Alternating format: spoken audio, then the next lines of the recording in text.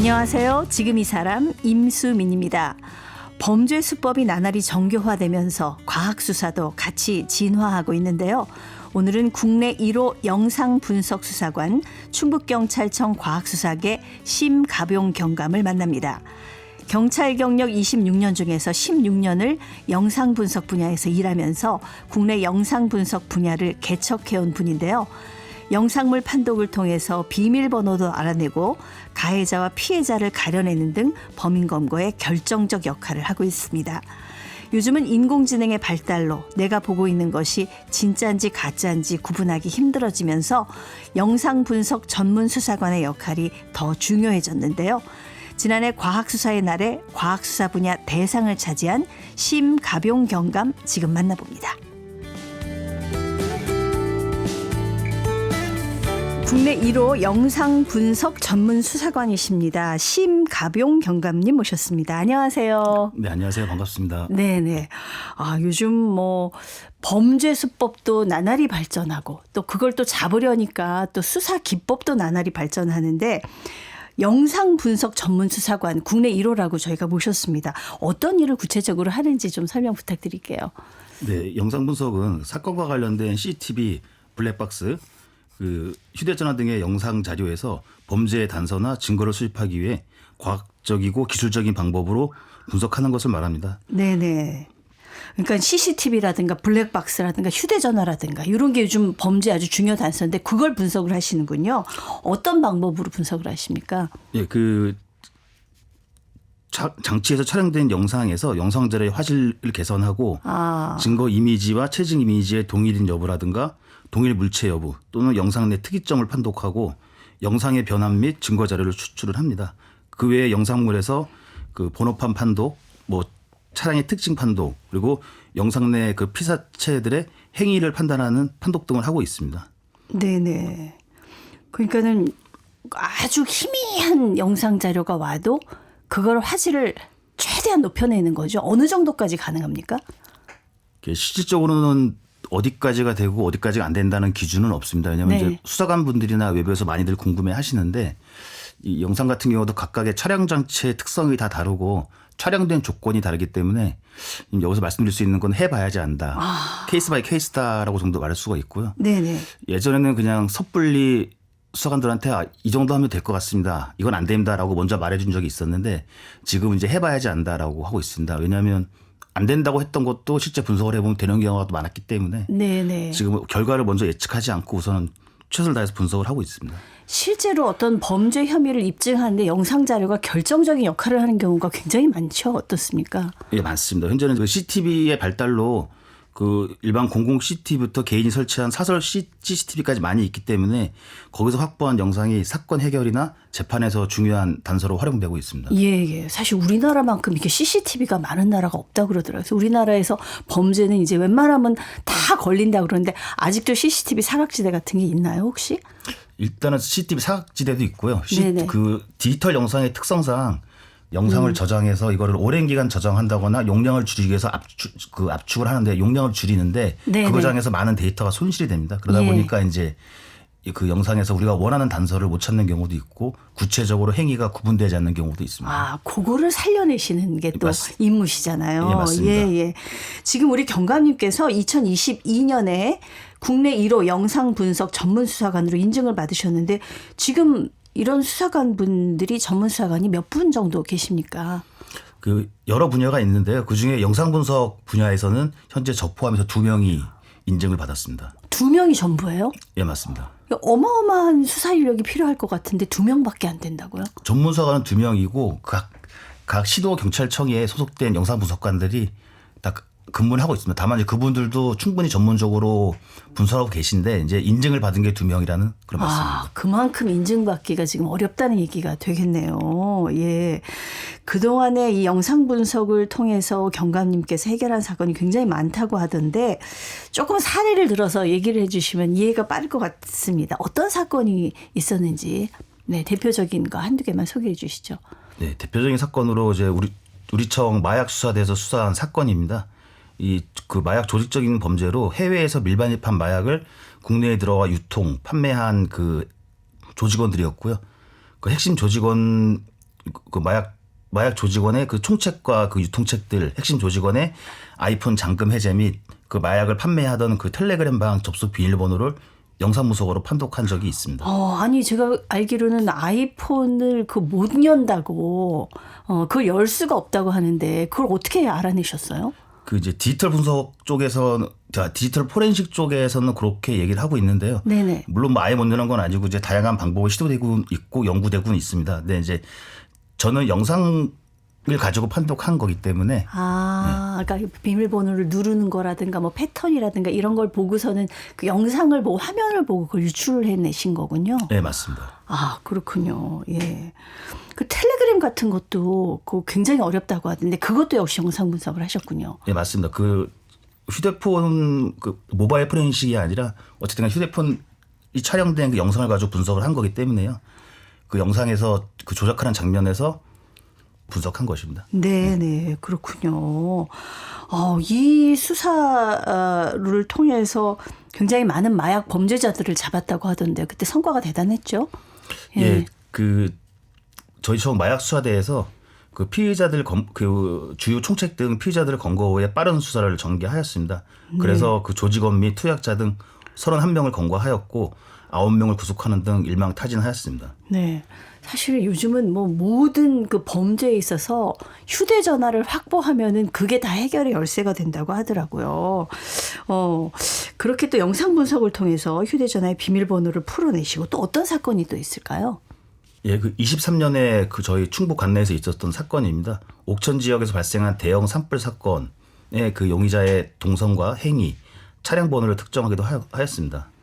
피의자 중 한 명이 차고 온 차량과 그 발화되기 직전에 그 피의자들의 행위를 영상 분석으로 특정했습니다. 그 CCTV를 통해서 잡아낸 거네요, 말하자면. 예, 맞습니다. 예, 근데 그 산 같은 경우에는 CCTV가 있다고 해도 바로 그 앞에는 없을 것 같고 좀 멀리 있을 것 같은데 그걸 어떻게 잡아내신 거예요? 정확히 말씀드리면 CCTV는 아니고 네. 그 당시 화재난 지역에 주차된 차량이 있었는데 그 주차된 차량이 후방 블랙박스 영상에서 판독을 했습니다. 그 범인의 차량이 아니고? 아니다. 그 다른 피해자분의 차량이었습니다. 네네. 그 차량 블랙박스를 통해서 범인을 잡아내셨군요. 네. 이 옥천 산불도 피해가 어마어마한 거였잖아요. 네, 맞습니다. 예. 언론에 보도된 자료에 따르면 그 축구장 120개 면적을 소유하였습니다. 대략적으로 피해액은 48억 원 정도의 피해액이 발생하였고요. 어마어마하네요. 예. 이로 인해서 이제 특별 재난 지역에 선포된 대형 산불 사건이었습니다. 네. 이분들은 뭐 하다가 불을 내셨대요?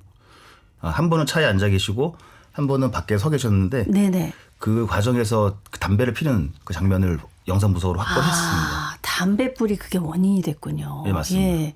이게 영상 분석이 제대로 안 이루어졌으면 이렇게 어마어마하게 큰 산불을 낸 범인도 못 잡아낼 뻔했네요. 네, 맞습니다. 예.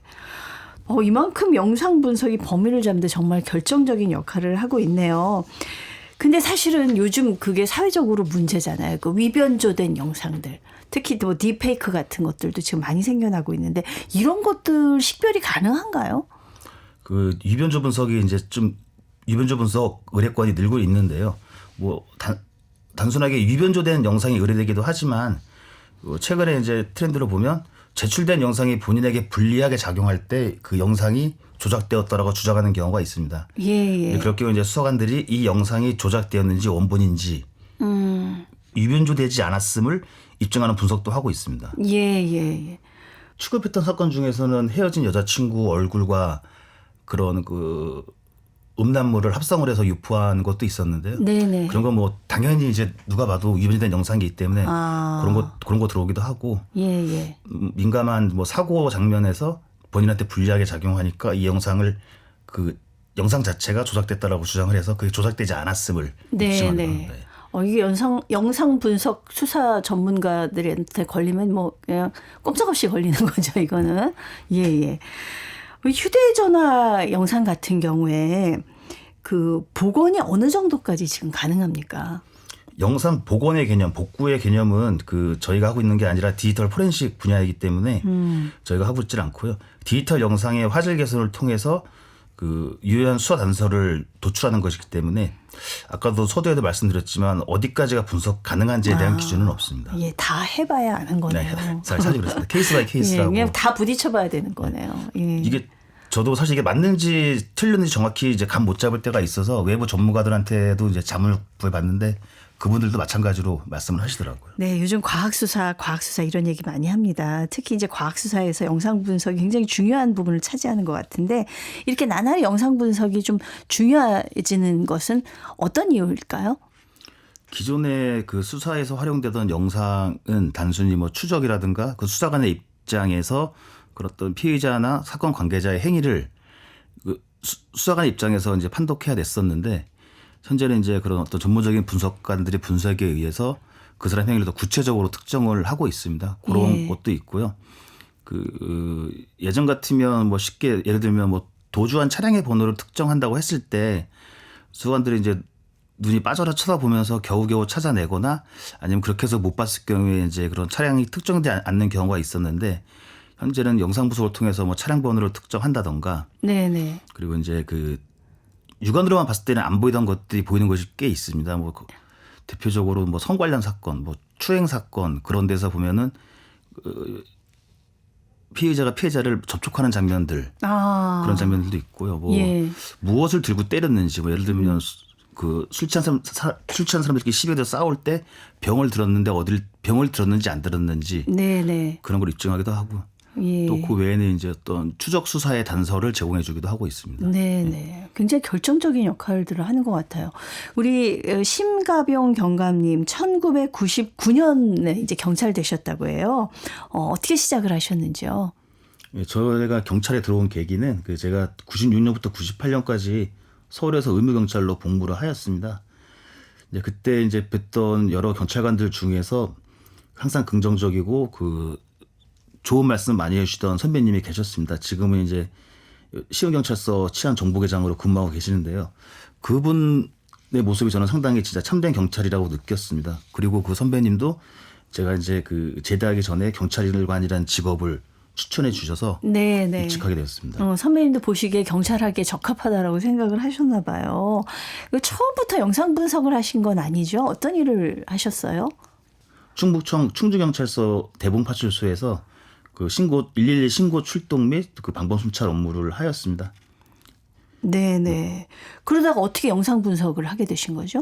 영상 분석을 하기까지는 이제 좀 기간이 좀 상당히 길었는데요. 우선은 과학수사에 흥미를 느끼게 된 게 사진 촬영과 관련되어서였습니다. 그 결혼 전에 이제 다양한 취미 활동을 하고 있었는데 그 친구가 촬영한 사진을 보고 좀 반했습니다. 뭐 지금 생각해 보면 별거 아니었지만 그 예를 들자면 이제 피사체 중 인물은 부각되고 뒤에 배경은 이제 흐리게 촬영되는 신도가 얕은 사진이라든가 네네. 빠르게 움직이는 피사체의 역동성을 강조하기 위해서 촬영되는 그런 사진을 보고 야 이런 것도 일반인이 촬영 가능하구나 생각을 했었고요. 이제 그러다 보니까 사진에 관심을 갖고 그 제가 갖고 있던 저가형 필름 카메라는 처분을 하고 이제 중고 카메라를 구입을 하였습니다. 그러니까 사진에 처음에 관심이 있으셨던 거네요. 네, 맞습니다. 그렇게 사진에 관심 있던 상태에서 이제 그 저희 일반인들 볼 수 없는 월간지가 있습니다. 수사연구지라고. 이제 그 수사연구지가 이제 내용을 보면 뭐 여러 경찰관들의 수사 사례라든가 뭐 법령 해설 그런 알찬 정보로 구성되어 있는데 그 중에 이제 과학수사 사례도 그 당시에는 꼭 소개가 되곤 했었습니다. 근데 그거를 쭉 보면서 과학수사에서 사진이 상당히 중요하다는 걸 알게 되었고요. 2003년 그 충주서 형사계 근무 지원을 하였고요. 그 당시에는 형사계 내 과학수사팀이 아니라 형사계 내 감식반이라고 해서 편제가 되어 있었는데 그때부터 이제 감식반에서 근무를 하게 되면서 과학수사 업무를 하게 되었습니다. 그 이제 영화나 드라마에서 보면은 이제 범죄 현장에 이제 감식반들이 출동해 갖고 막 지문도 찾아내고 또 뭐 사진도 찍고 뭐 증거도 채집하고 그러잖아요. 그런 활동을 처음에 하셨군요. 사실 뭐 정확히 말씀드리면 그 지금처럼 과학수사 업무가 정확히 독립적인 과학수사 업무를 수행한 건 아니었고요. 네네. 이제 소속이 형사계다 보니까 다양한 이제 형사적인 업무도 같이 하면서 이제 그 당시 용어로 감식반의 업무도 같이 하게 되었습니다. 지금은 수사 기법이 많이 변했습니까? 그 당시하고 비교해 볼 때? 엄청나게 많이 발전을 했습니다. 왜냐하면 저희 현장 과학수사관들이 사용하는 시약이라든가 장비들도 그 당시와는 비교할 수 없을 정도로 눈부시게 발전을 하였고요. 그 우리나라 과학수사 역량이 저는 세계 최고라고 생각하고 있습니다. 네네. 그만큼 2003년에 처음에 감식반에서 활동하실 때와 지금은 수사기법이 엄청나게 발전을 했다. 예, 제가 이렇게 이해를 했습니다. 실제로 어떤 공부라든가 전문적인 스킬도 필요했을 것 같은데 어떻게 연구를 하시고 예, 준비를 하셨는지요? 처음에 이제 영상분석 업무를 담당하게 되면 경찰청에서 기본적인 교육을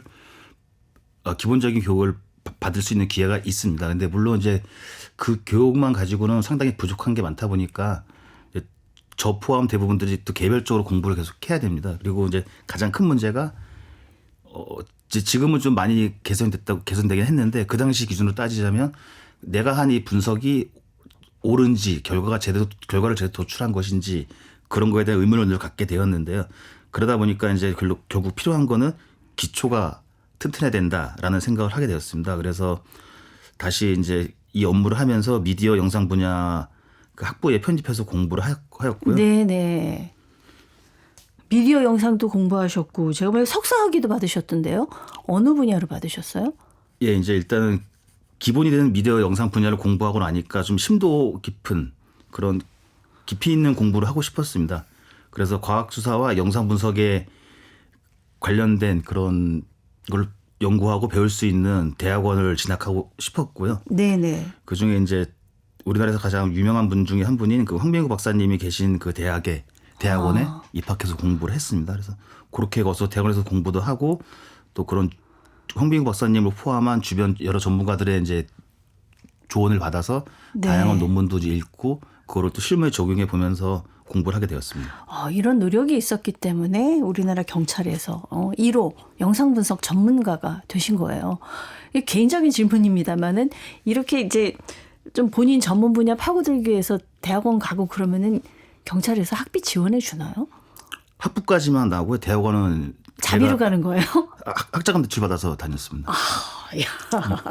지금은 물론 예. 대학원 석사과정도 지원이 있긴 한데요. 네네. 제가 가려던 그곳은 그 당시 기준으로 본인이 그거를 신청을 해서 선발이 예. 되면 지원을 받을 수 있는데 그 당시 기준으로는 이제 그쪽이 없다 보니까 네네. 제 개인 사비로 다녔습니다. 이야, 대단한 열정입니다. 예. 한마디로 말하면 지름길은 없다는 거예요. 그렇죠. 원칙대로 하나하나 하고. 네, 맞습니다. 예. 오늘 이렇게 말씀을 나누면서도 느낀 것이 굉장히 철두철미하시고 원리 원칙에 아주 입각해서 하시는 것 같아요. 그리고 오늘 나누는 얘기들이 혹시 범죄자들이 이걸 듣고 힌트가 될까 봐 굉장히 걱정하시는 부분이 많이 있습니다만 그건 저희가 충분히 감안을 해서 네, 방송을 하도록 하겠습니다. 사실 영상분석 전문 수사관 아직까지 우리나라에 2명밖에 없다고 했습니다. 턱없이 부족한 수준인 것 같아요. 그래서 이제 국내 최초로 경찰 영상분석 연구회도 창립을 하셨다고 하는데 연구회 활동은 어떻게 하고 계십니까? 이게 뭐 사실 오래된 연구회가 아니고 지금 과학수사 같은 경우도 과학수사에 대한 종합적인 연구 모임이라든가 학회가 있고 또 각 분야별로 예를 들면 혈흔 형태 분석 뭐 화재 감식 이런 분야별로도 학회와 연구 모임이 활발하게 이루어지고 있는데 이 영상 분석만 없었습니다. 영상 분석만 없다 보니까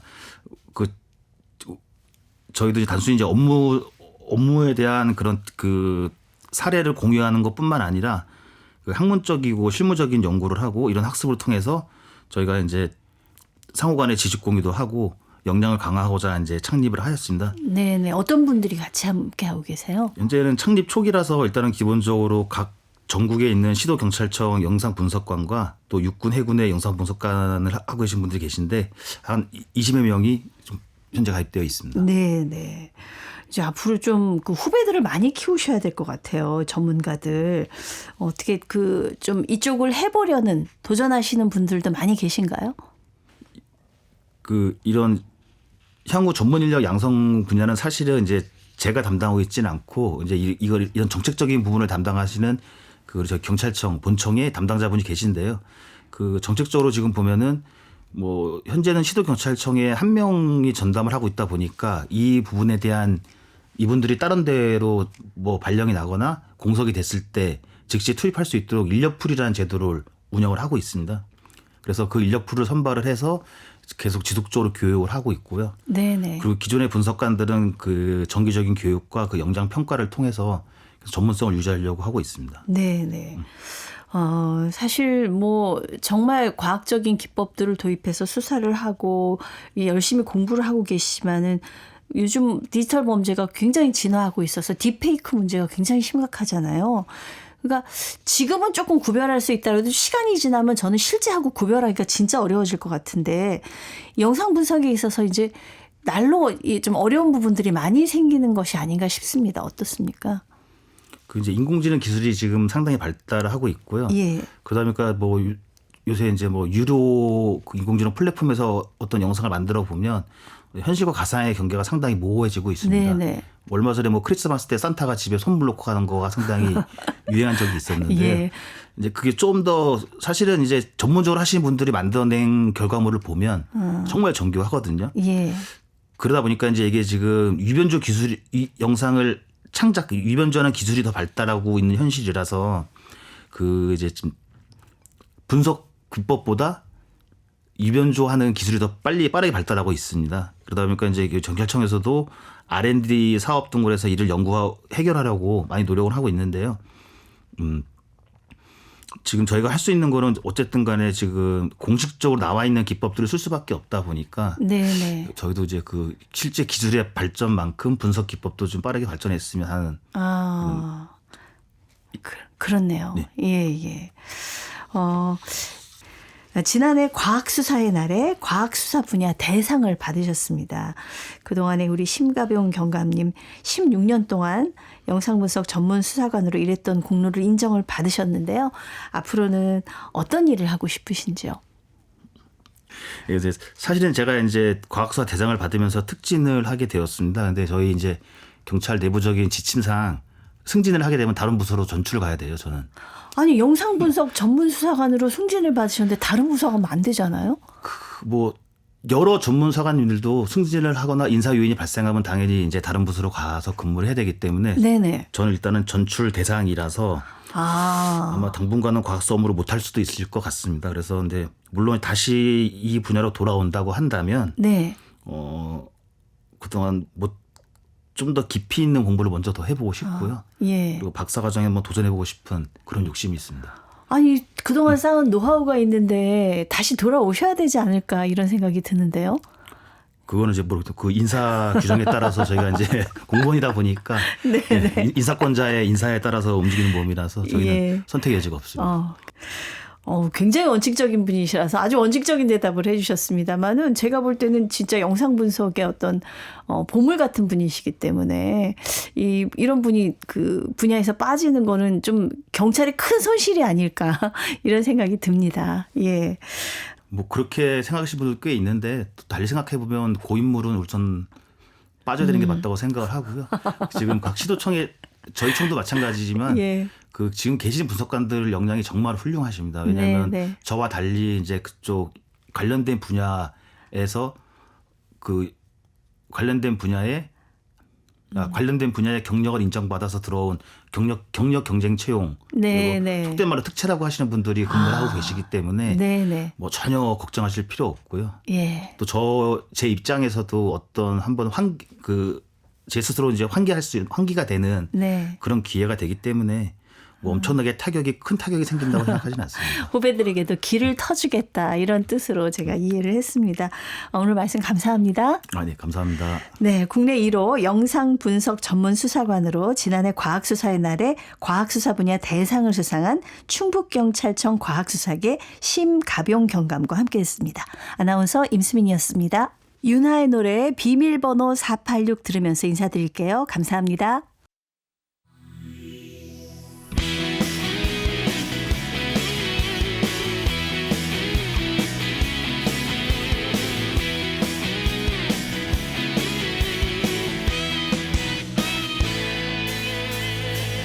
한 시간마다 보고 싶다고 감정 없이 말하지 마라.